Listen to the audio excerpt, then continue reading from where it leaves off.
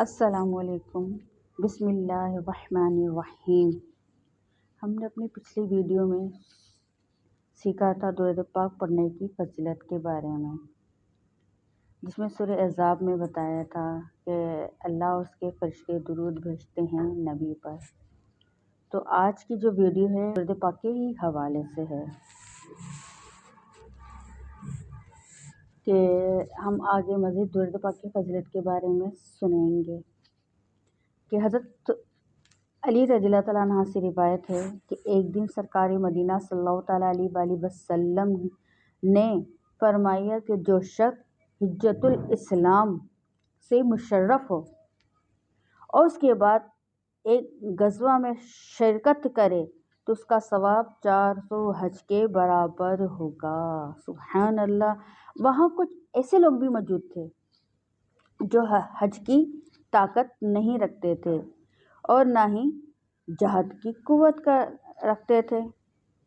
یہ بات سن کر ان کے دل ٹوٹ گئے کیونکہ وہ اس ثواب کو حاصل نہیں کر سکتے تھے۔ اللہ رب العزت کا دریائے رحمت جوش میں آیا۔ پیارے مصطفیٰ صلی اللہ تعالیٰ علیہ وآلہ وسلم پر وحی فرمائی کہ اے محبوب صلی اللہ تعالیٰ علیہ وآلہ وسلم، جو شخص تم پر درود بھیجے گا، کیا فرمایا اللہ تبارک و تعالیٰ نے اپنے محبوب پہ کیا وحی نازل فرمائی کہ اے محبوب، جو شخص تم پر درود پاک بھیجے گا اس کو 400 غزوات کا ثواب ملے گا۔ سبحان اللہ۔ اور ہر غزوہ 400 حج کے برابر ہوگا۔ سبحان اللہ۔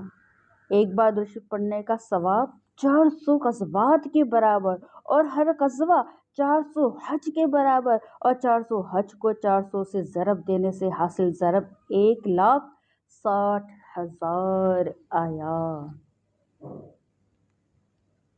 الحمدللہ، درود شریف پڑھنے سے 1,60,000 حج کا ثواب ملتا ہے۔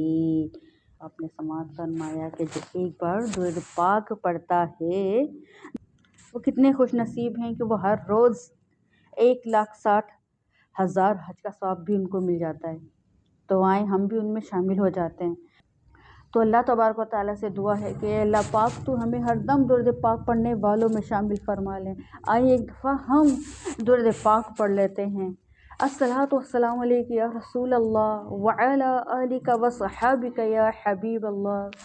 تو محترم، جس کسی کو بھی میری یہ ویڈیو پسند آئی ہے تو وہ مجھے لائک کریں، سبسکرائب کریں میری ویڈیو کو، اور دوسروں تک پہنچائیں، اپنے جاننے والوں تک کو شیئر کریں تاکہ وہ بھی ہمارے اس پیاری ویڈیو کے ساتھ جوائن ہو جائیں اور وہ بھی نیکیاں کمانے لگ جائیں، کیونکہ درود پاک اتنا مختصر سا ہے، صلی اللہ علی محمد، اور ڈھیر و اجر و ثواب ہے کہ آپ نے بھی سماعت فرمایا کہ جو درود پاک پڑھتا ہے تو اس کو 1,60,000 حج کا ثواب بھی ملتا ہے۔ تو انشاءاللہ عز و جل آپ خود بھی پڑھیں اور دوسروں کو بھی پڑھنے کی تلقین کریں۔ تو جزاک اللہ خیرہ۔ السلام علیکم۔